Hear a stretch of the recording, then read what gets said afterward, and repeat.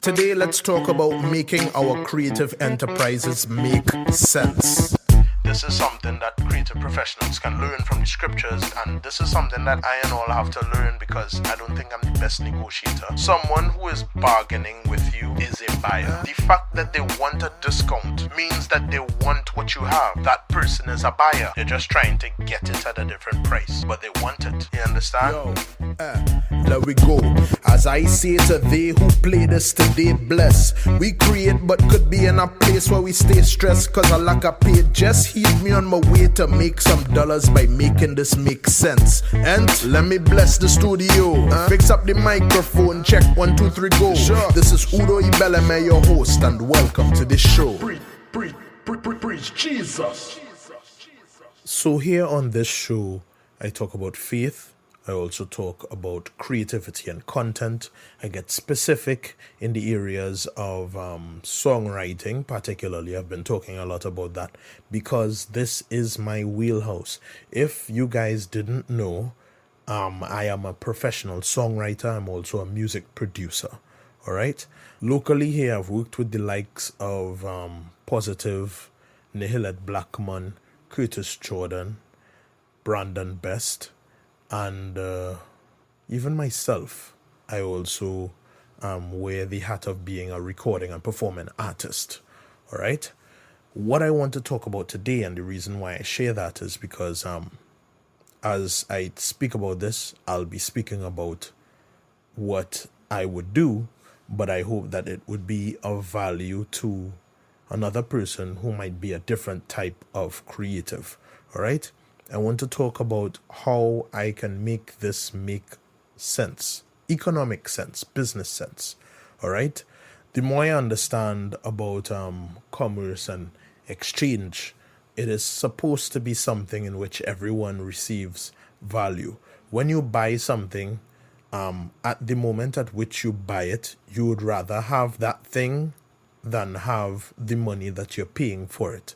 So you, at that point at least, see what you're buying as worth more than the money that you're paying for it.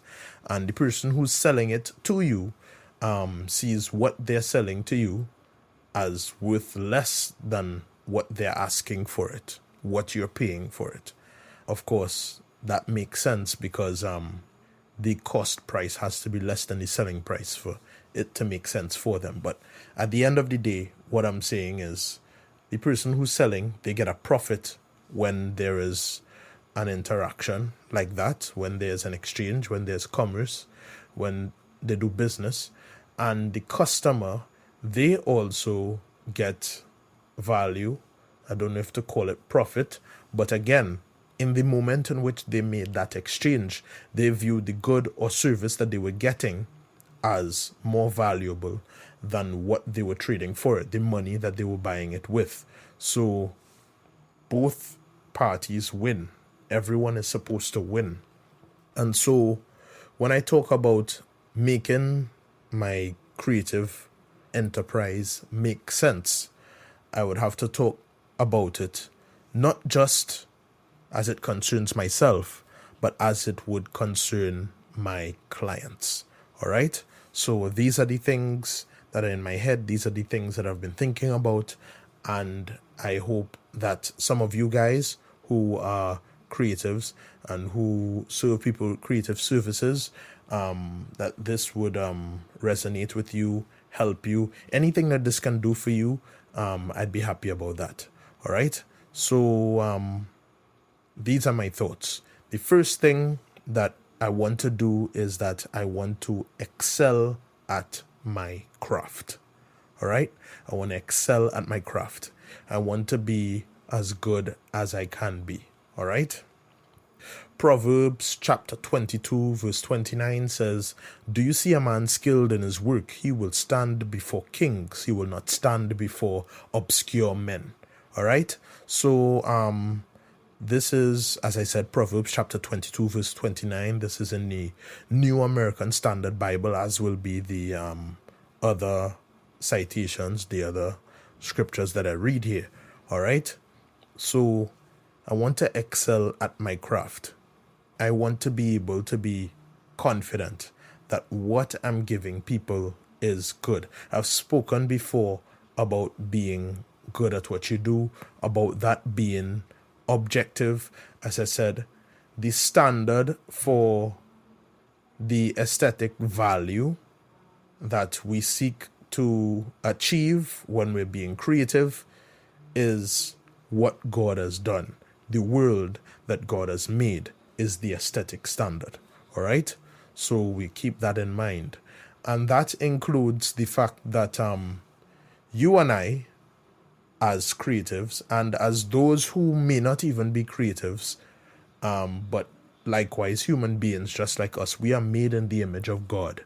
And so it is intrinsic to us, regardless of how much some of us might want to play around with it or say otherwise.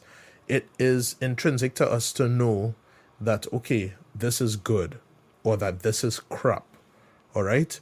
And all other things being equal, this sort of thing will affect the demand for what you have to offer, creatively speaking. You understand? If you believe that beauty is in the eye of the beholder, then you can't demand that people do business with you. Typically, where I see that sort of thing excelling, where I see modern art and postmodern art and beauty is in the eye of the beholder type of art excelling, would be among ideologues who have a lot of money. So they want to push things in an ideological direction that would be anti-God, and they have a lot of money to throw behind worthless things in the name of art appreciation. That would be one. Two, like government grants. You understand? This again, like the government doesn't produce anything. They're not putting money into these art establishments because they're necessarily getting value from it. They're putting money there so that they can say that they put money there so that they can gain support for whatever political aspirations that they have in future, and at least the party behind that government at the point in time, right? So that sort of thing, I can see that working in terms of someone being able to do well from a financial perspective without actually being good at what they're doing. But I don't see God being pleased with something like that. I don't see God being pleased with someone who refuses to improve, increase in skill, and do all of those things. The edge of excellence can really and truly make a difference, right? I've spoken about how this can be acquired, and a lot of times it's hard work, emulating, hopefully not one person, because you don't want to be a plagiarist or just someone that just copies unethically, but you have a bunch of people that you've been able to see that do this thing, and you look at what the common thread through that thing that each of them is doing is, and you emulate that, you replicate that, and you make it your own, and it becomes a skill in your tool belt. You understand? If you're able to find someone who can teach you what that thing is, of course you've sped up the process. But of course, if you want to spend less time and speed up the process like that, most likely you'll have to spend money, right? But if you don't have the money to spend, then spend the time to improve, to increase.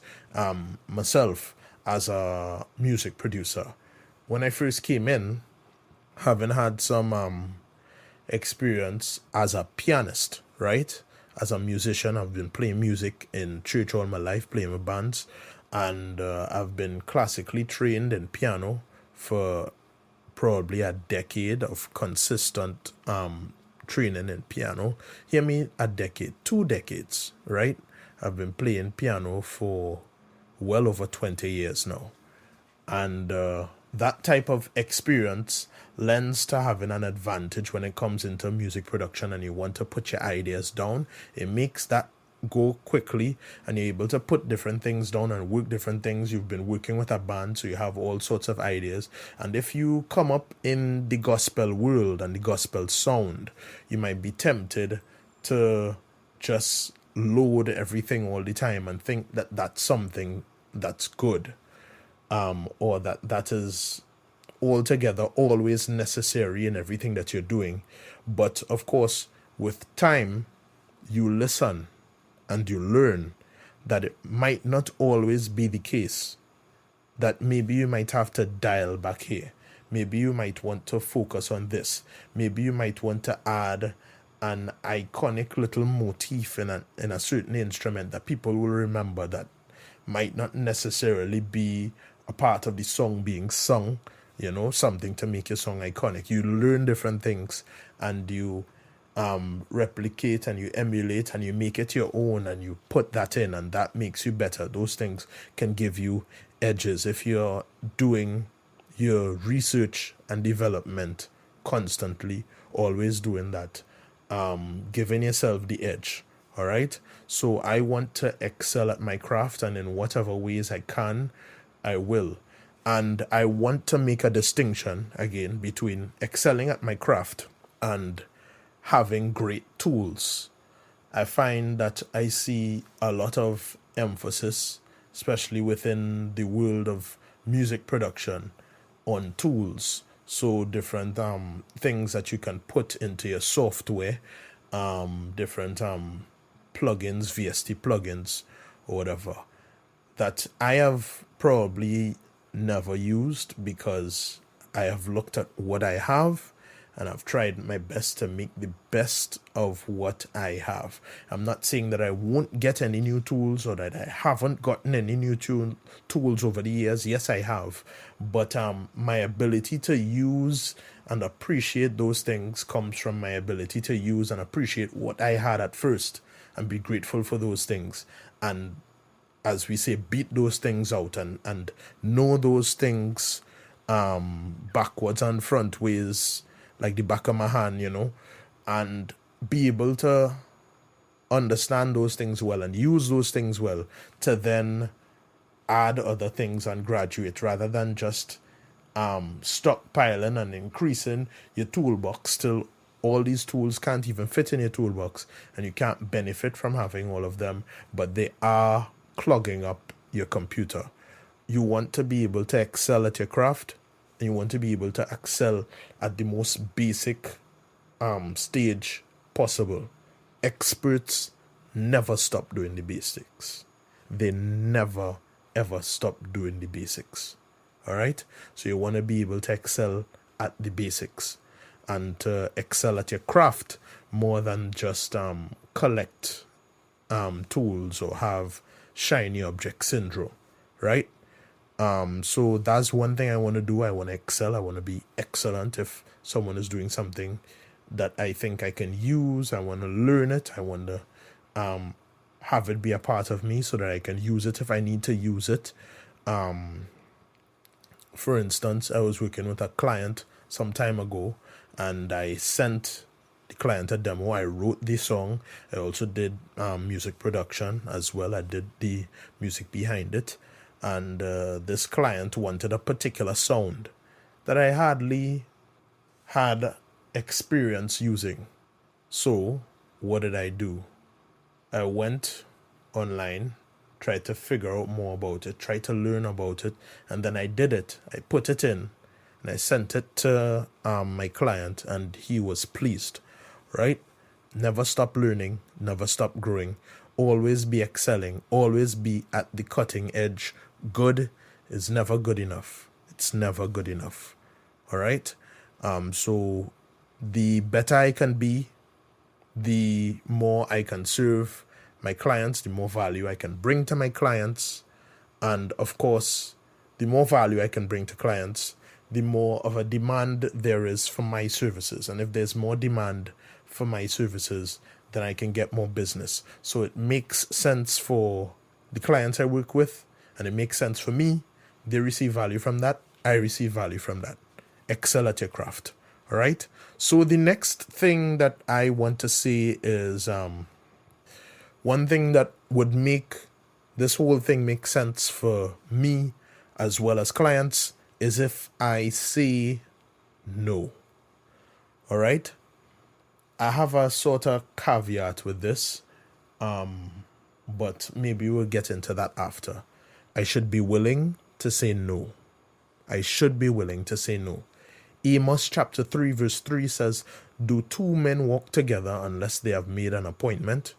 If it is that I don't want to walk together with a particular client, I shouldn't make the appointment. All right? I shouldn't act like as though I agree or whatever the case is and go into it just for the money. I'll explain why in a little bit. All right? And I think some of the explanation will be here in Proverbs. Okay? Proverbs chapter 23 verses 6 through 8. Do not eat the bread of a selfish man, or desire his delicacies, for as he thinks within himself, so he is. He says to you, eat and drink, but his heart is not with you. You will vomit up the morsel you have eaten, and waste your compliments. So, we have here a psalm that's telling you, don't eat with a selfish man. He says eat, but his heart is not really there. It could end up just not going well in the end. I think the word selfish is the important word here. Why would I say no to a client to whom I should say yes? And of course, this would be for different reasons. Maybe what they need is not what I have. Or maybe the terms at which they would do business with me are not satisfactory for me. That won't work for me. Or maybe it's a conscience issue on my part. Whatever it is. Why would I not say no? For the money. Because I'm trying to get this job. Because I'm trying to do this thing and get this job and not lose this prospect. I want to make this prospect a client. I want to get the money that comes from that. The problem is I'm thinking about myself. I'm thinking about myself in that instance. In that instance, I become the selfish man of Proverbs chapter 23 verse 6, who invites you in verse 7 to eat and drink with him. That's what I become. I'm thinking about myself, and I'm thinking about the fact that I need to get money. I want to get money. I want to get this job, right? I'm not thinking about my client and the fact that whatever this is not going to work for me. And if it's not going to work for me, especially when we're dealing with creative services, you guys that may or may not be songwriters or music producers like me, right? When you're dealing with creative businesses, and this is a service that comes out of that part of you, it's not going to be good. I'm forcing myself to do something for the money. It's not going to be good. And when it's not as good as it can be, it brings my portfolio down. It brings my reputation down. There's a potential now for an anti-referral, a bad testimonial going out there that affects the work, affects him negatively. The what he does to my name afterwards, that affects me negatively, right? But it happened because I was being selfish and I said, come and eat and drink, but my heart wasn't really with him. You understand? It would be better for me to say no than to take that type of business. You understand? Take what would make sense to me, and if it doesn't make sense to me, say no. Feel free to say no. All right? Now, the caveat that I said that I have before is if you are just starting your creative enterprise and you're not at a place where you excel at your craft. You haven't excelled at your craft yet, or you haven't demonstrated that excellence with at least like 3 portfolio projects that you can be proud of, that you can put forward and say, this is what I've done. Maybe at that point, what you need is to build the portfolio up, maybe even do some stuff that might not be all that whatever, but just because you need to get that portfolio out so that you can then do the type of work that you would like to do. At first, this is, again, if you're starting out, you need to build that up. Maybe building a portfolio might mean doing something for free or making up a project to then put into your portfolio. Maybe you didn't really have business with anyone, but you put in something on your portfolio anyway. All right? You make that up and you put that out. But once you have reached the place where you are fully confident that you are no less than the second best in the world at what you do, and you have portfolio to prove that, you have portfolio to prove your value, at that point, it's very important that you start to push now, to say no to the type of work that will not push your portfolio forward, that will not help you, that doesn't make sense to you, or whatever the case is, when you want to get on a next level. You understand? Because you could get on the level where you gain work. You want to get on a next level, feel free to say no to certain things. Feel free to say no if it doesn't make that sense, right? And if you say no, then the prospects that you don't close, the prospects that you say no to, you will serve them well by not giving them bad work. You will serve yourself well by not giving yourself a bad testimonial in the ears of other people. All right? That makes sense for the both of you. Right? That person will get good work from where they need to get it from, and your name will stay clean. All right? So I've said that you should excel at your craft.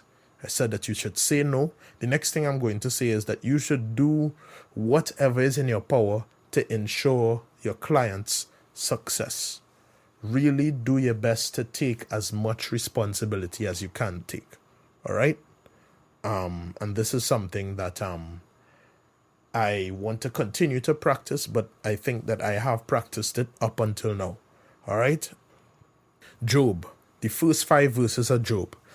There was a man in the land of Uz whose name was Job, and that man was blameless, upright, fearing God, and turning away from evil. 7 sons and 3 daughters were born to him. His possessions also were 7,000 sheep, 3,000 camels, 500 yoke of oxen, 500 female donkeys, and very many servants. And that man was the greatest of all the men of the East. His sons used to go and hold a feast in the house of each one on his day, and they would send and invite their 3 sisters. They would send and invite their 3 sisters to eat and drink with them. When the days of feasting had completed their cycle, Job would send and consecrate them, rising up early in the morning and offering burnt offerings according to the number of them all. For Job said, "Perhaps my sons have sinned and cursed God in their hearts." Thus Job did continually. All right? So a lot of people are familiar with the story of Job. All right? The thing about Job, though, is Job took a different level of responsibility for his family. All right? And we see this coming from Job. Of course, this is chapter 1, verses 4 and 5. The first time that this was pointed out to me was by someone whose name rhymes with Wugler Stilson. What Pastor Wilson was saying is that there's a covenantal understanding that differentiates blame from responsibility, right? Something could happen within your sphere of responsibility that you can be held accountable for, even though it's not your fault, right? You didn't do it. You are not the reason it went bad or whatever, but it's under your purview. So you take responsibility for it. Job, he has these children that he thinks, okay, maybe they did this. Maybe they did something wrong in this way or whatever the case is. And so he did what he did on the off chance that his children cursed God in their hearts during during their festivities for the birthdays that they were celebrating. All right? He took a different level of responsibility for his family at that point. Very, very interesting piece of scripture.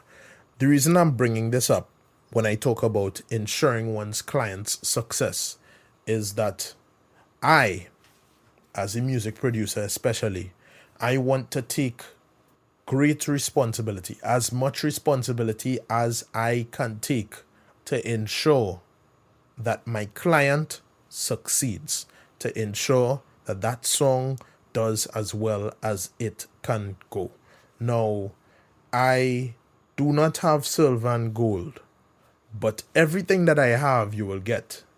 All right? What do I have? I have a keen sense of how this project should come together. I have the project in my head, and there are little subtleties that I'll put in different places, little variations in the vocals that I might have in my head, all of those things, ways in which I figure, okay, this might be the best way to put this particular tune together. And if you ask the clients with whom I've worked closely, the one who I've heard spoke about it the most was Nailed Blackman. Big up to Nailed Blackman. She actually was joking about it and making me seem like a taskmaster. He was there in the studio with me every time we recorded, and you have to do it his way and such and such and such and such. That is me ensuring my client's success. I want it done like this. I know that what I'm doing here works, and I want it done like this. I've worked with as much of my clients like that as I can. Because let's say I'm doing music production, so I'm just doing the music for the song.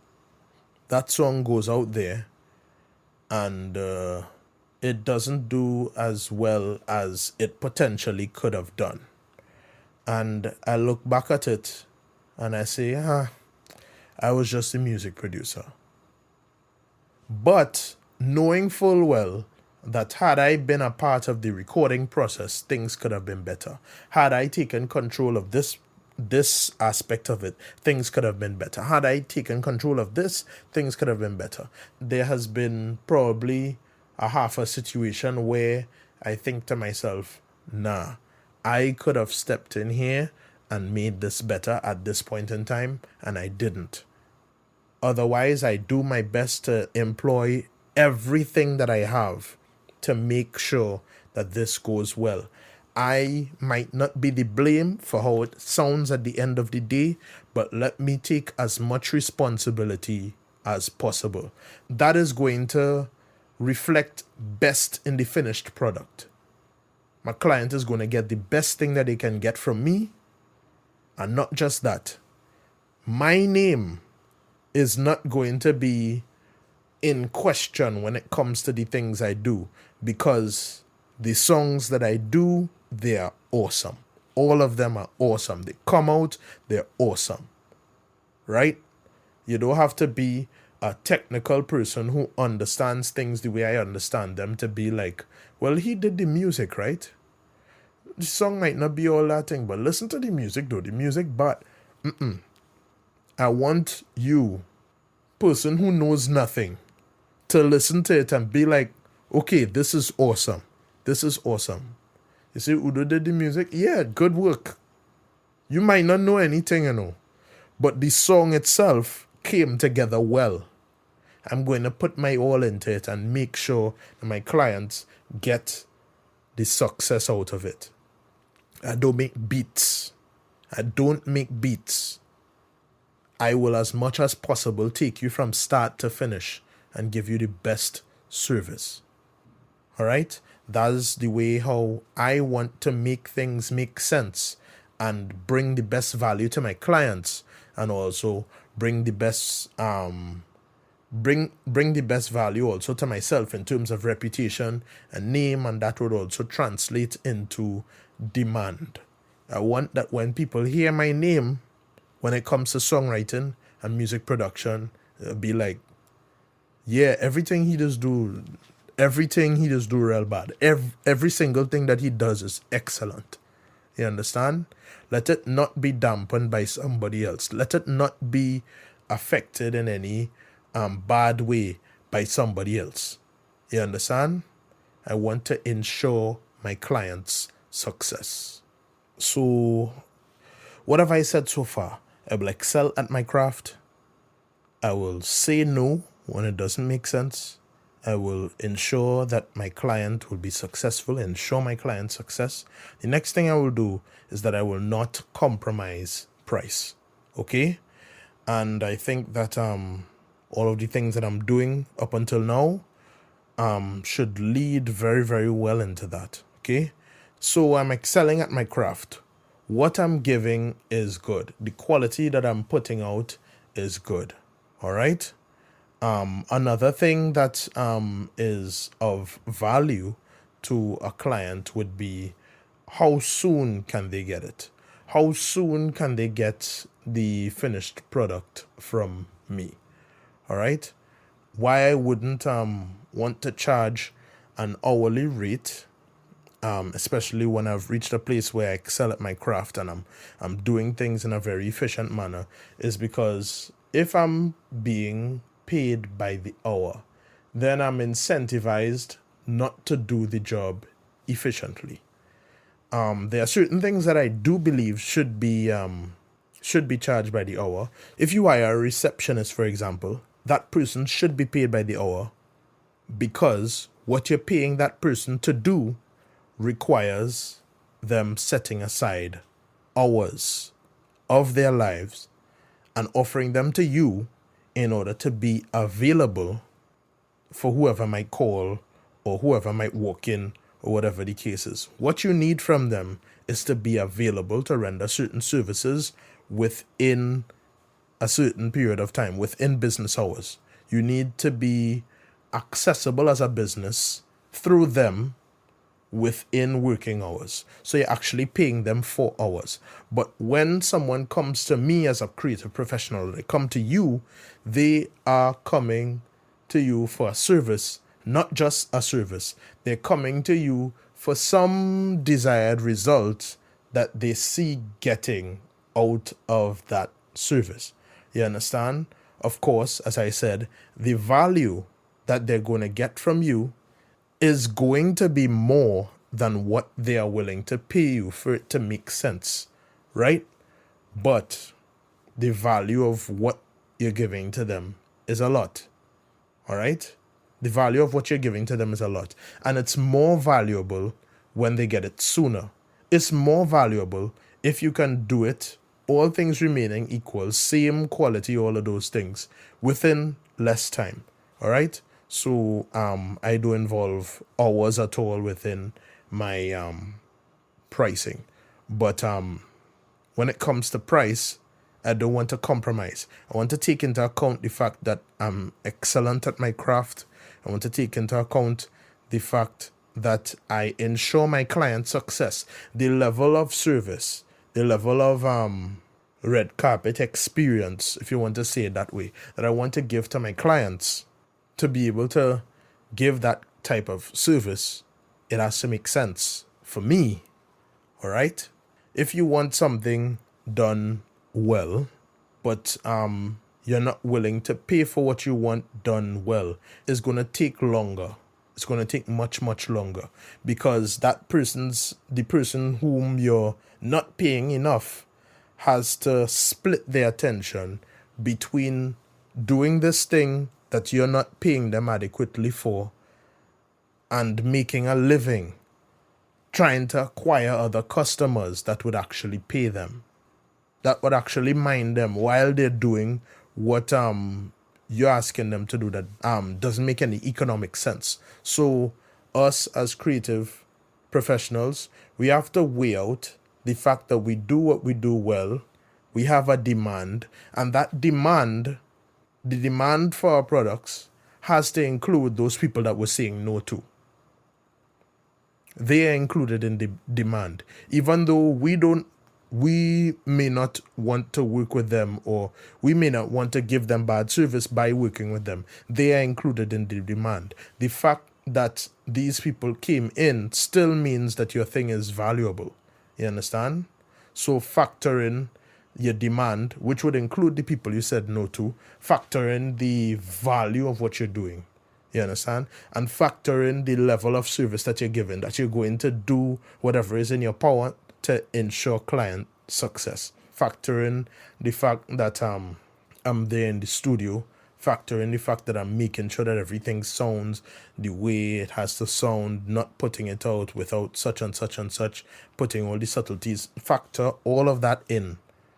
And that everything is bespoke, everything is custom. Don't have anything lying on the shelf for anybody. Everything is custom, everything is for you, and everything is whatever the case is, and you want that within a particular amount of time. Then that means for that particular amount of time, I have to be able to focus on nothing else but that. If I don't get something that makes sense to me, then I will have to focus on acquisitions as well as fulfilling this thing for you, right?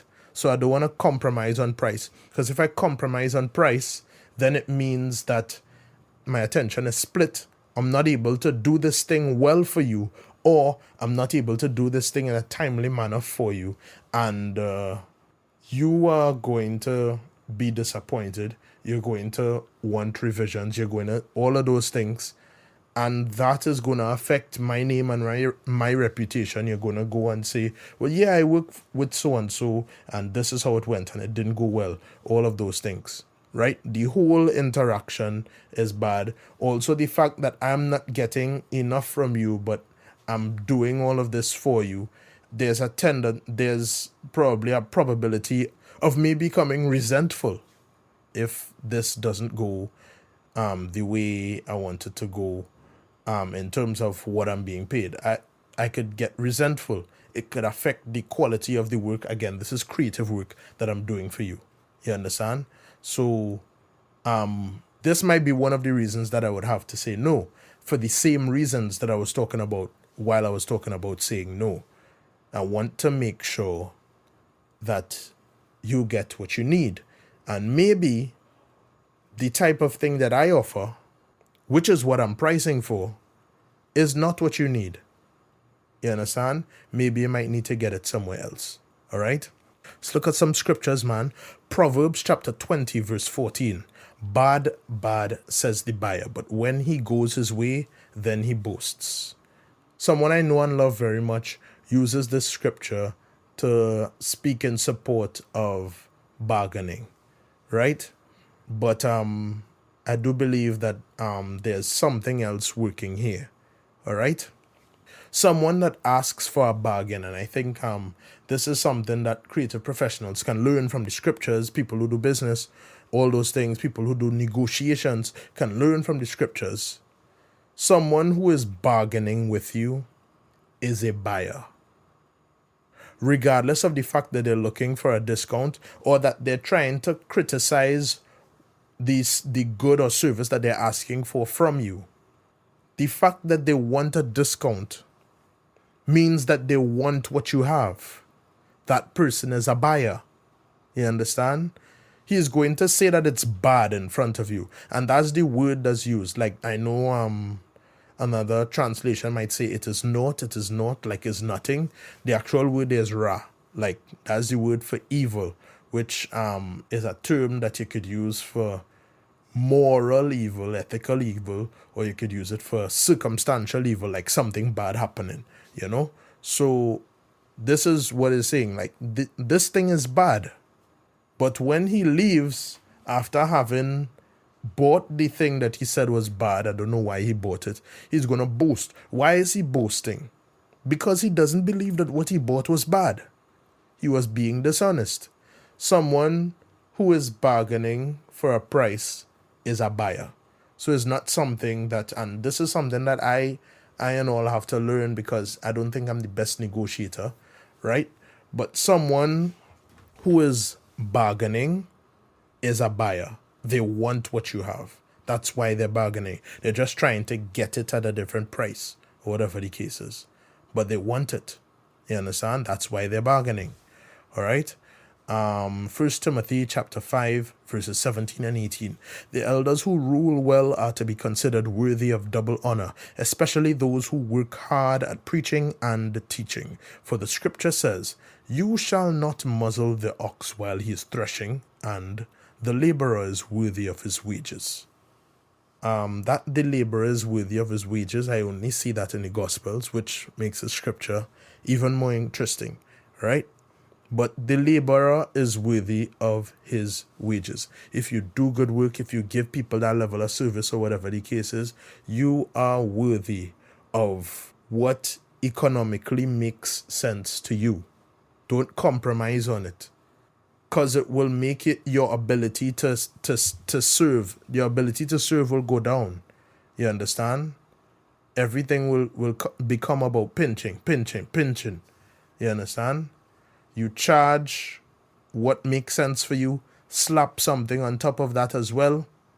Then later down, something unexpected happens. You end up having to spend more time or spend more money, or someone wants a revision or whatever the case is.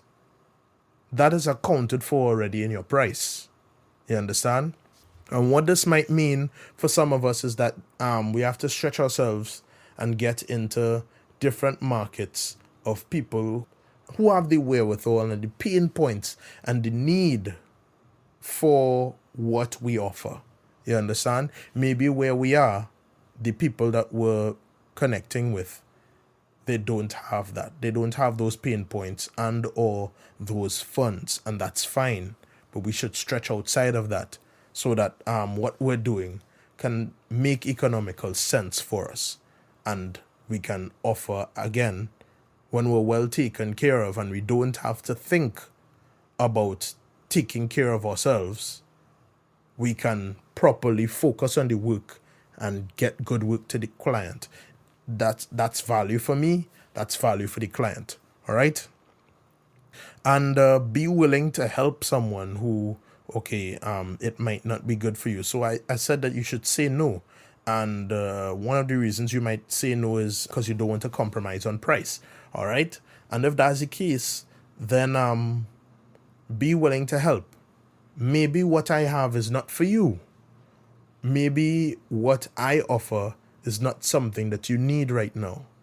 Maybe doing stuff at this level is not what you need, not what's going to serve you very well. But in my network, I know so and so, and they do it for this, whatever, and so that makes sense, or whatever the case is. You understand? You help people. You understand? If you're someone that can help, you're giving value to prospects as well. You understand? You're positioning yourself as someone of high status in terms of what you offer, as opposed to those in your space, your competitors.